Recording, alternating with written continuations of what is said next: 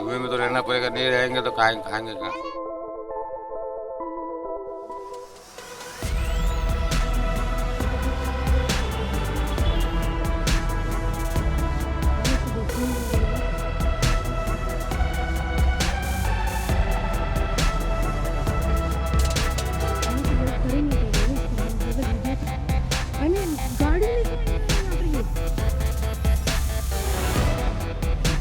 सत्ताईस अप्रैल को शाम 5 बजे अचानक से दिल्ली के भलसवा डंपिंग साइट पर आग लग गई। यह आग इतनी भयानक थी जिसकी वीडियो वायरल हुई और हम सब ने देखी। हम भलसवा की डंपिंग साइट पर पहुंचे और उसके आसपास के इलाकों में हम घूमे। यहाँ पर रहने वाले लोगों से हमने जानने की कोशिश की कि इस धुएं की वजह से और इस डंपिंग साइट की वजह से यहाँ पर कैसी और कितनी समस्याएं हैं।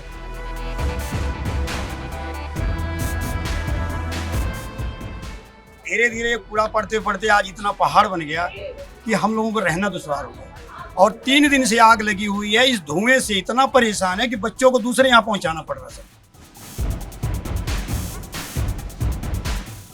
जब हम यहाँ पर पहुंचे और हमने लोगों से बातचीत की तो पता चला कि इस डंपिंग साइट की वजह से जो यहाँ का ग्राउंड वाटर है वो पूरी तरीके से पॉल्यूटेड हो चुका है और वो पीने लायक बिल्कुल भी नहीं है।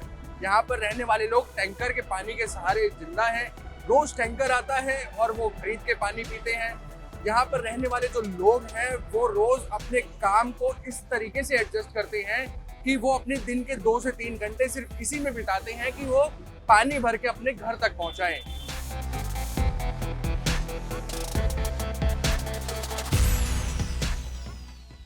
है जी, सांस की बीमारी हो जाती है, खांसी आने लगती है, सारी रात खाता रहता हूँ बैठ के। है जी,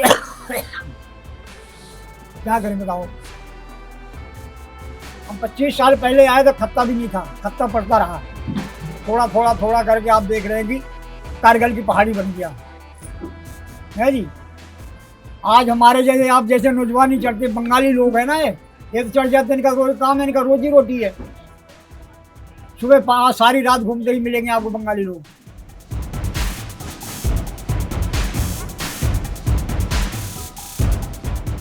धुएं में तो रहना पड़ेगा, नहीं रहेंगे तो खाएंगे क्या। और प्लास्टिक ऐसा है वो जलने का बाद तो मिलता नहीं है, वो मिट्टी बन जाता है। फिर कब तक हाथ से। कूड़े में आप ढूंढते क्या है? कूड़े में पानी की बोतल है, प्लास्टिक है, गत्ता है, लोहा है, कंच है, ये सब बीनते हैं। जो दिल्ली के अंदर 12,500 टन कूड़ा इकट्ठा होता है उसमें से 2500 मीट्रिक टन कूड़ा सिर्फ इसी डंपिंग साइट पर आता है। दिल्ली के अंदर 3 डंपिंग साइट है, उसमें से एक भलसवा है। इसके अलावा गाजीपुर और ओखला में एक डंपिंग साइट है। हम आपको डंपिंग साइट और लैंडफिल साइट का जो हमें बताया गया हम उसको आपको बताते हैं। उसमें छोटा सा अंतर क्या है कि लैंडफिल साइट एक मैनर्ड तरीके से बनाया जाता है, एक प्लान्ड वे में उसको तैयार किया जाता है, जिसमें कंक्रीट की छतें होती हैं, दीवारें होती हैं, जिसमें कूड़े को दबा दिया जाता है। उसकी प्रोसेसिंग अलग से होती है। लेकिन डंपिंग साइट पे क्या होता है कि कूड़ा पूरे शहर से कूड़ा इकट्ठा किया गया और यहाँ पर लाके उसको रख दिया जाता है, उसको सेग्रीगेट नहीं किया जाता। जो आग लगने का कारण है वो यही है कि जो कूड़ा सेग्रीगेट नहीं किया जाता है वो एक के ऊपर एक इकट्ठा होता जाता है।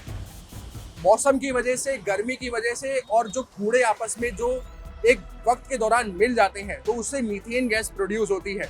मीथेन गैस प्रोड्यूस होने की वजह से उसमें आग लगती है, हवा चलती है तो वो आग बढ़ जाती है, जिस वजह से पूरे डंपिंग साइट में वो आग फैल जाती है।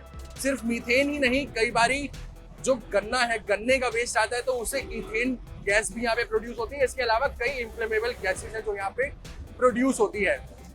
बीते अगर 1 महीने की बात की जाए तो दिल्ली के अंदर डंपिंग साइट पर आग लगने का ये चौथा मौका था।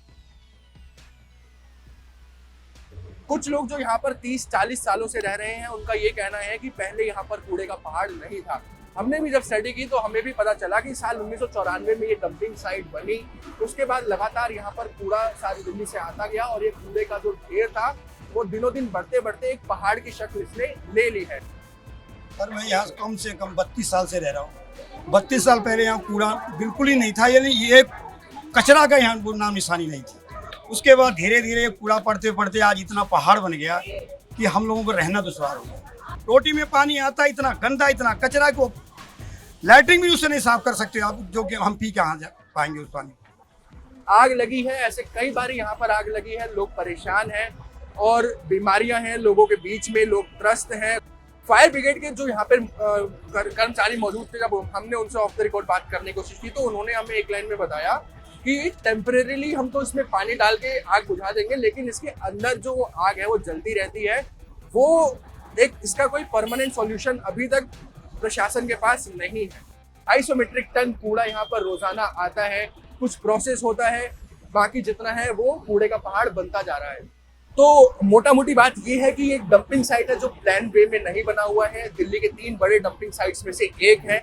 इसके आसपास करीब हजारों लोग यहाँ पर बसे हुए हैं जिसका कोई डेटा नहीं है, ऑथोराइज्ड कॉलोनीज नहीं है। इसमें रहने वाले लोग कई ऐसे लोग हैं जो इस कूड़े की शिकायत करते हैं। बहुत सारे ऐसे लोग हैं जिनकी जिंदगी, जिनकी रोजी रोटी इसी कूड़े में से चलती है। ये कूड़ा उनके लिए क्यों इम्पोर्टेंट है, हमने ऐसे लोगों से भी बात की जो यहाँ पे करीब 20-20 सालों से रह रहे हैं और वो इस कूड़े को अलग करके उसको बेचने का काम करते हैं। खबरों के पीछे की खबर पहुंचाते हैं हम, आपकी आवाज को मुद्दा बनाते हैं हम। टाइम्स नाउ नवभारत को YouTube पर लाइव देखिए, सब्सक्राइब करिए और बेल आइकन जरूर दबाइए।